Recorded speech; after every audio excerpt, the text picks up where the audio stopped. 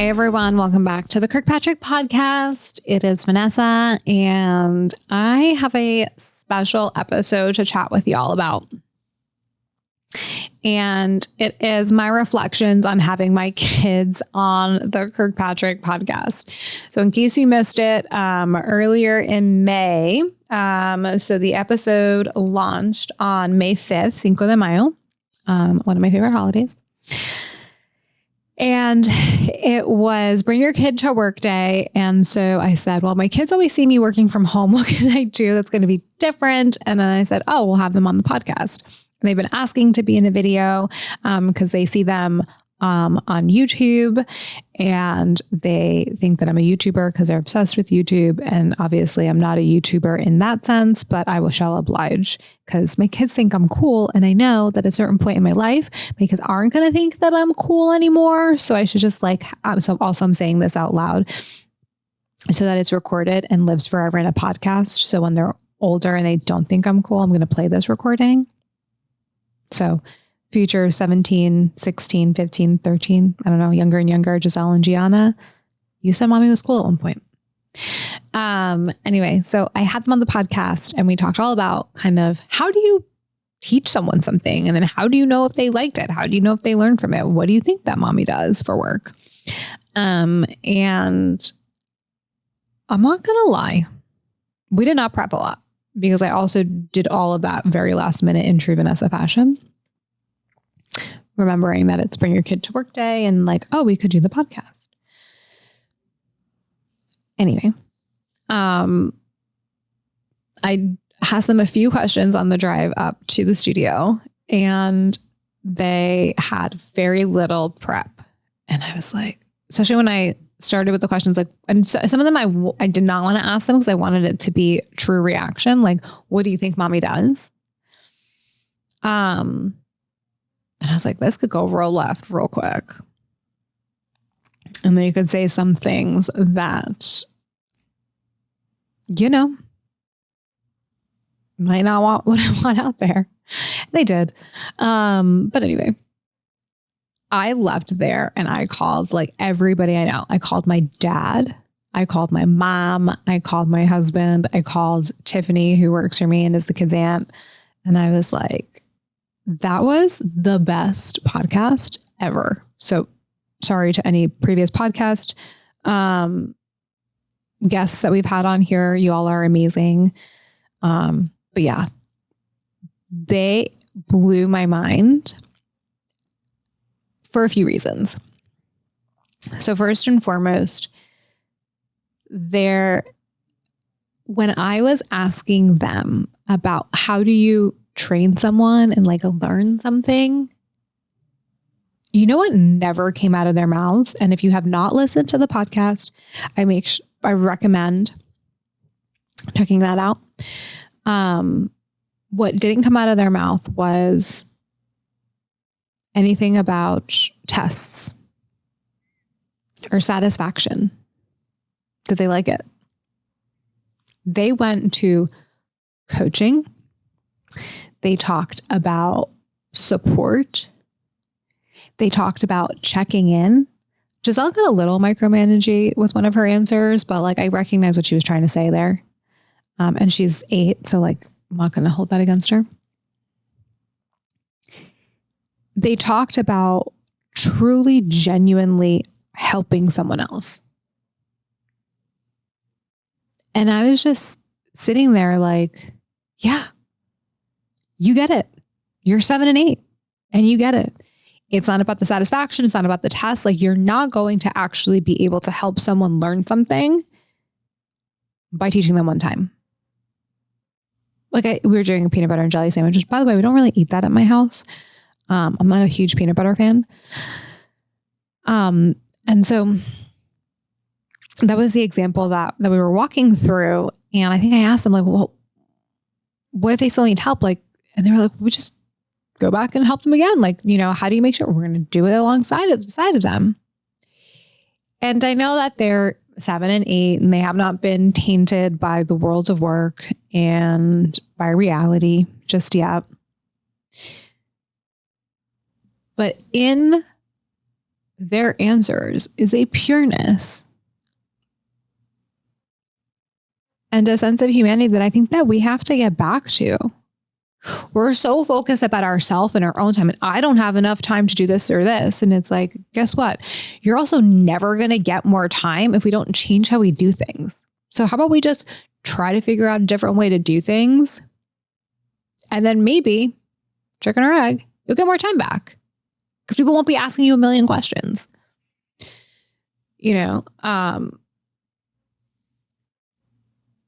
I was actually on an interview for our new footprints methodology. And we were talking about someone and their experience with coaching, this coaching program. And she said that she started instituting office hours because she was getting interrupted a lot from folks with their questions. And I was thinking about when I was an office manager at Power Home Remodeling Group. I was the go-to person, right, for anything HR related, any issues anybody had. And I just remember getting a million questions all the time. And the questions stopped or slowed when I just took the presentation for benefits and slapped it on the corkboard in our kitchen. And I would just tell them to go fish for themselves. I probably could have been a little bit kinder and actually held a follow-up meeting where people could ask their questions. So my bad, y'all. So to my guys from New Jersey, love y'all. Y'all are great. Sorry, I was kind of bitchy sometimes. But just giving that extra support can help anybody. And it makes that connection with that other person. Yes, people need to learn to fish for themselves. You guys definitely had to go learn to fish for yourselves because you're definitely needy. Some of you know who you are more than others. And I think that we can show a little bit more kindness and empathy to our learners. And if we do things a little bit differently, that is perceived to be additional work, like coaching and mentoring in these office hours, maybe the questions will change and maybe that person will become the next mentor or coach for someone else. And so you're no longer having to do that work because now this person can do it.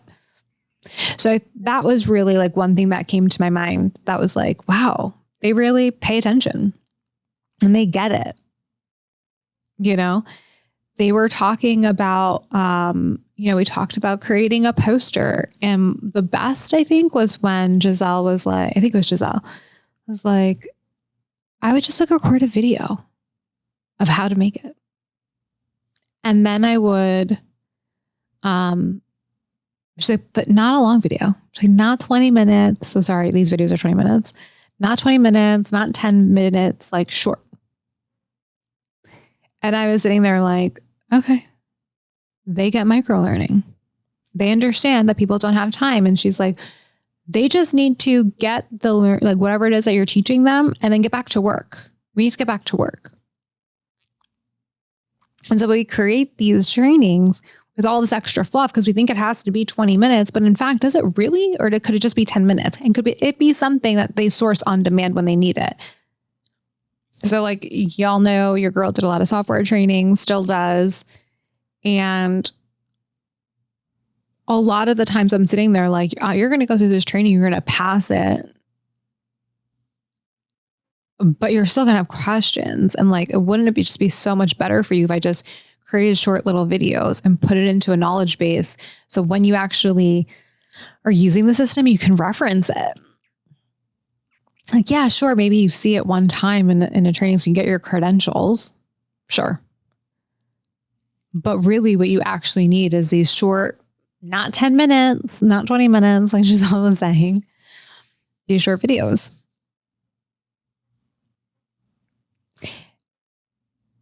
And the other reflection, there's two other big reflections that I had that are not really learning and evaluation related, but I wanted to share with you all because I think that the more that I can be vulnerable with you all and honest, the more space it creates for you to be open and honest with those that you love and you trust around you. And I love and trust you all, my Kirkpatrick community. I was always like, I wonder, like, do my kids like get what I do? And they don't exactly, but they're also 7 and 8. So like, Vanessa, scale your expectations. But they do pay attention.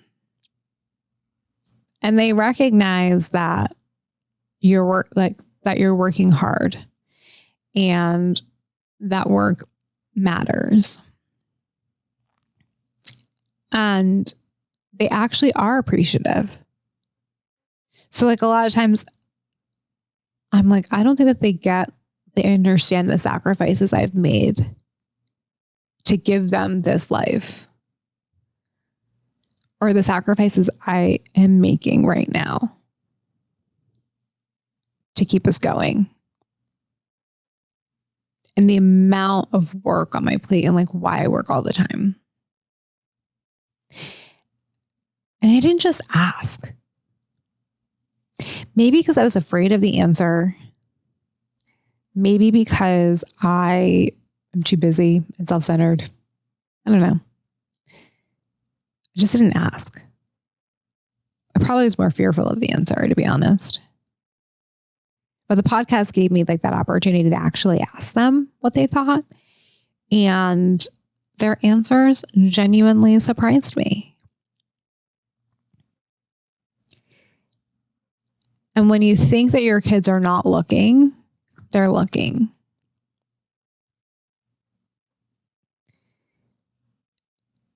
And if I'm always going to relate this back to work, oftentimes our work can feel behind the scenes like a mom, right? We're kind of like the moms of, our organization. Maybe HR feels like a little bit more like a mom, but we're kind of in that same area. And we don't know if people are paying attention to the hard work that we're doing because we don't ask them, hey, how am I doing? What can I improve on?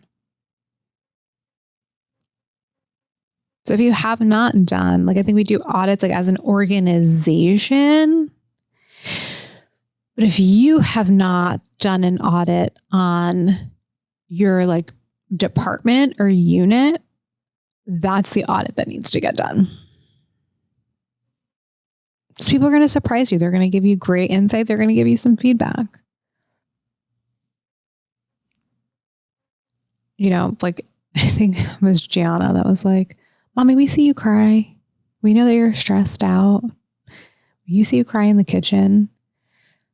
Like I could have not used that in the podcast, but it's okay.